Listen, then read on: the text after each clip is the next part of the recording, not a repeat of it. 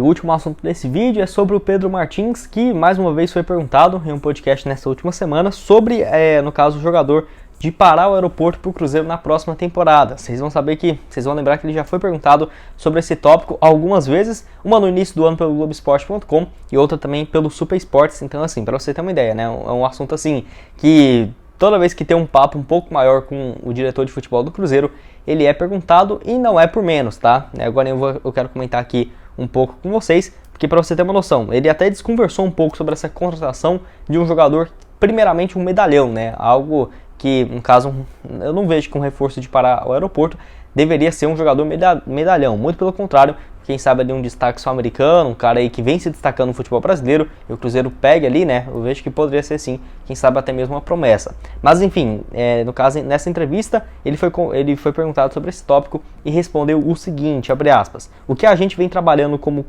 concepção desse projeto, como ideia de futuro para o Cruzeiro, é a gente ter uma equipe de aeroporto, a gente quer ter jogadores importantes que entendam o perfil do clube, que se adequem ao modelo de jogo, independentemente de quem está aqui. Hoje a gente tem uma diretriz institucional que ninguém está acima da instituição. Vamos trabalhar sempre para que o clube se mantenha forte, competitivo e cada vez mais atuando em melhor nível, né? Fecha aspas. Ou seja, deixando claro que o foco do Cruzeiro é ter uma equipe um coletivo bem forte e não só uma peça ou outra. E ele, no caso, deixou bem claro a entender isso, muito por conta assim, de que se chegasse um jogador hoje na Série B, o Cruzeiro vivendo um bom momento, ia lá contratasse, vamos supor ali o Everton Ribeiro, o Ronaldo quer ali, tem 30 milhões de reais, compra ele do Flamengo e traz. Aí traz ele com um salário de 1 milhão e 200 mil reais, contra o Edu que é o artilheiro do time com 100 mil reais por mês de salário. Outro jogador ali que está surgindo da base, igual o Giovani Jesus, o Daniel Júnior, com salário ainda das categorias de base. O Neto Moura que chegou do Mirassol, vamos supor ali um salário de 50, 60 mil.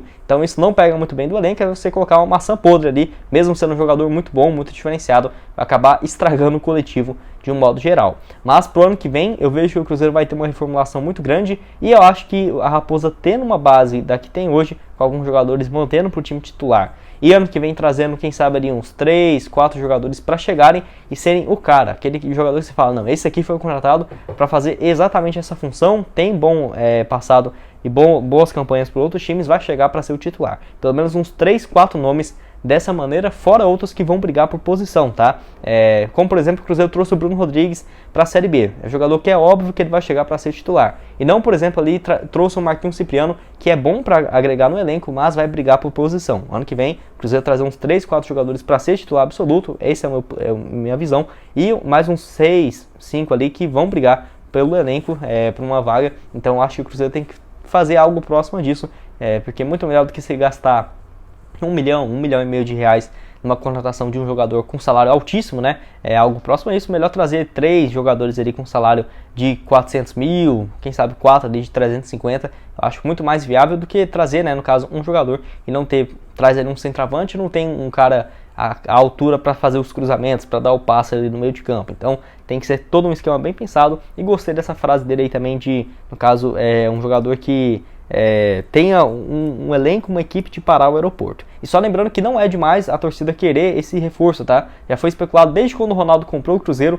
o Marcelo já foi especulado aqui várias vezes, e até mesmo as próprias pessoas dentro do Cruzeiro deixou a entender que isso um dia iria acabar acontecendo, porque quando o Ronaldo comprou, ele disse que o Pedro Lourenço iria ajudar na chegada de um grande reforço, então foi o próprio Ronaldo que disse isso, e depois o Ronaldo também afirmou que quando chegasse a 50 mil torcedores, no caso, teria um reforço de peso. Chegamos a 50 mil, não teve um reforço de peso de parar o aeroporto ou algo nesse sentido, e hoje já estamos com 67 mil sócios. É claro que por conta do trabalho ter sido muito bom, ninguém vai ficar lembrando e cutucando isso toda hora, mas se tivesse uma situação mais complicada, tenho certeza que, como já cobram, iria cobrar ainda mais.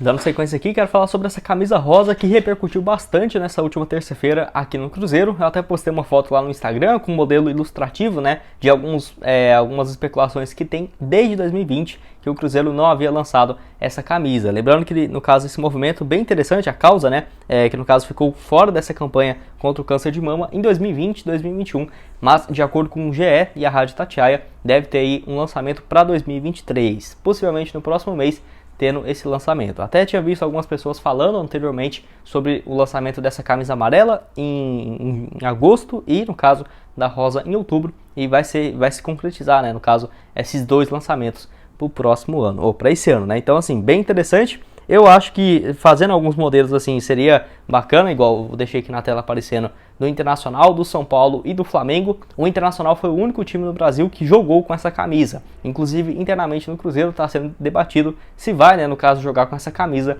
ou não. É claro que tem todo esse modelo rosa, né? Muita gente zoando e tudo mais. Eu não me importo muito com isso, tá? Até porque seria, no caso, uma causa interessante e, por exemplo, não sei se vai jogar ou não com esse uniforme, mas eu, pelo menos nos outros modelos aqui do Internacional, do Flamengo e também do São Paulo, eu achei bem interessante, tirando a do São Paulo. São Paulo eu achei bem estranha, tá? Porque não combinou muito com o símbolo, acho que tem que ser um símbolo um pouco mais claro, mas eu achei bem interessante. Se o Cruzeiro fizer ela tanto, no caso, um rosa com um azul, acho que ficaria bem interessante mesmo e até um potencial de venda muito grande, tá? Por exemplo, o Cruzeiro lança aí essa camisa, pro público feminino vai ser, eu tenho certeza, vai vender muito mais, muito mesmo, porque até arriscaria dizer que poderia vender tanto quanto a camisa 1, porque no caso um modelo mais feminino, né, e tudo mais, na minha opinião, tem um potencial gigantesco de vendas. Só lembrando que a camisa amarela, que foi uma alusão aos 200 anos de independência do Brasil e para a Copa do Mundo, também foi um sucesso de vendas em agosto desse ano. E você, quero saber a sua opinião aqui embaixo sobre esse assunto. Você acha que vai lançar? Você acha que não? Na minha opinião aí, vai quase certeza, porque da Adidas dos times no Brasil, o Cruzeiro foi o único que ainda não teve esse lançamento. Sobre o Roger Flores, que falou sobre o Cruzeiro e a projeção para a próxima temporada, já pensando, né, no acesso à Série A, onde assim o Roger vê o Cruzeiro bastante confiável para jogar a primeira divisão do ano que vem e projeta a temporada e a campanha do Cruzeiro para 2023. Ele afirma assim que, na visão, né, dele, é um time muito bem treinado pelo Paulo Pezzolano e tem condições, né, de ir bem no Campeonato Brasileiro do ano que vem. No caso, ele disse que vê uma potencial campanha estável do Cruzeiro na Série A para 2023. A fala dele, do trecho que ele fala justamente sobre a posição que ele acha que o Cruzeiro pode terminar e essa volta à primeira divisão, ele fala o seguinte, abre aspas: obviamente é um time que precisa de ajustes e o Cruzeiro não é um time que dá espetáculo, mas é um time muito forte, organizado e obediente. O Cruzeiro, ano que vem, no caso, não vem para ser campeão da Libertadores, Copa do Brasil, ele vem para se estabilizar novamente. Só que, para a manutenção, um time como o do Cruzeiro, que joga equilibrado e tem um treinador muito inteligente, no caso, tem potencial para meio de tabela do Campeonato Brasileiro. Com o que tem na Série B, o Cruzeiro joga para ficar entre 9º e 13º lugar na Série A. Do jeito que joga hoje, o Cruzeiro é muito confiável, fecha aspas. E eu concordo também, tá? Acho que o time do Cruzeiro hoje não é ruim, se você for olhar no plantel em geral, né? Se você for comparar com alguns outros times da primeira divisão, não fica atrás, tá? Eu vejo ele só, no caso, uns times com 13º ali em diante, que no caso poderia fazer uma campanha mais estável do que o Cruzeiro, mas assim, é um time muito bem qualificado e pro ano que vem o Ronaldo já deixou claro, né, que a folha salarial vai aumentar. Hoje é próximo dos 3 milhões a 3 milhões e 300, ano que vem será próximo de 6 milhões a 6 milhões e meio de reais. O Cruzeiro acertando nesses reforços, 3 milhões de contratações, aumentando a folha, acho que dá para montar um time bem competitivo e pro ano que vem eu também não cobro muita coisa, tá? Eu vejo o Cruzeiro terminando ali no Sul-Americana, já acho que vai estar de grande tamanho. Até não ficaria surpreso o Cruzeiro terminar ali em 8º, 9º, até porque no Brasileirão, ainda mais os times que focando, né, só em uma competição, porque tem vários times aí que tá focando em 3 Copas diferentes, 2 Copas, e acaba meio que distraindo, né, não dando foco pro Brasileirão, então é tranquilo você passar essas equipes, mas ficar em 4º, 6º, eu acho praticamente impossível para 2023, mas quem sabe uma vaga na Sul-Americana, eu acho que já vai ficar de bom tamanho o Cruzeiro se estabilizando,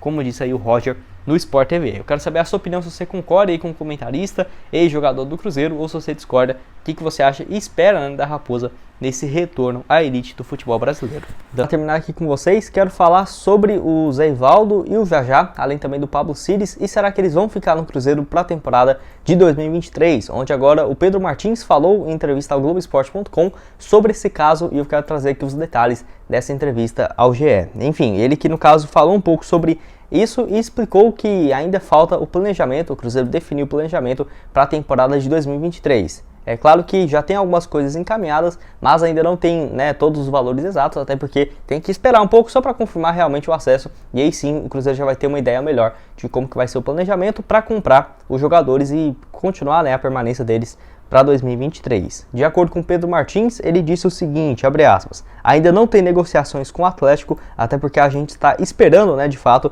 fechar o orçamento para começar a tomar mais decisões em relação ao elenco do ano que vem, independentemente de Série A ou Série B. Enfim, apesar disso, né, o Cruzeiro já tomou algumas decisões, como por exemplo do Lucas Oliveira, que diferentemente do Zé Ivaldo e do Jajá, além também do Pablo Siles, eles não têm um valor fixado, tá?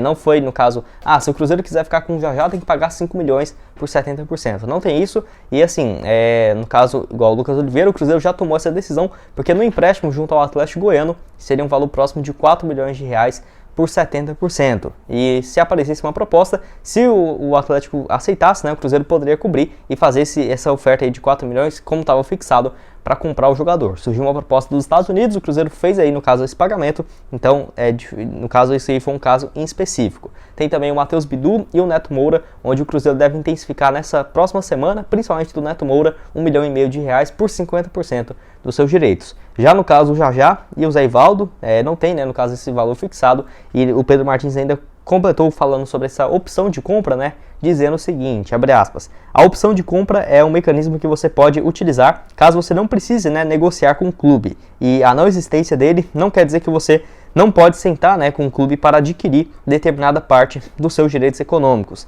Não ter esse gatilho contratual não te impede de conversar, fecha aspas. Então assim, no caso, se o Cruzeiro quiser, né, vai ter que conversar com o Atlético sobre cada um desses jogadores, e o Atlético tem sido um time que, assim, que não vende seus jogadores fáceis, né? Eu acho que o Jajá pode sim ter um valor assim, um pouco mais baixo, quem sabe, igual eu falei pra vocês, eu acho que vai ser ali uns 4 milhões de reais por uns 60%, no máximo 70% do jogador. Já o Zé Ivaldo eu tenho minhas dúvidas, porque até mesmo eu acho que o Atlético se arrependeu de ter emprestado ele, porque tá tendo uma sequência excelente aqui na Raposa, mas eles sofreram bastante com a ausência ali de alguns jogadores, principalmente no início da temporada, quando não estava contando com o Thiago Heleno. Então eu vejo que o Zé Ivaldo pode ser uma bala mesmo, ali uns 12, 15 milhões de reais, eu não ficaria nada surpreso, porque se o Lucas Oliveira tá valendo 4, o Zé Ivaldo, que, né, não tem nenhuma opção de compra, jogando muito, do Atlético Paranaense, contrato longo e um ano mais novo, eu tenho minhas dúvidas aí, que poderia ser, no caso, uma bala bem grande para o Cruzeiro comprar, nesse caso do Zé Ivaldo. E além disso, o Pedro Martins falou um pouco sobre o caso do Vitor Roque, se poderia ter alguma interferência, né,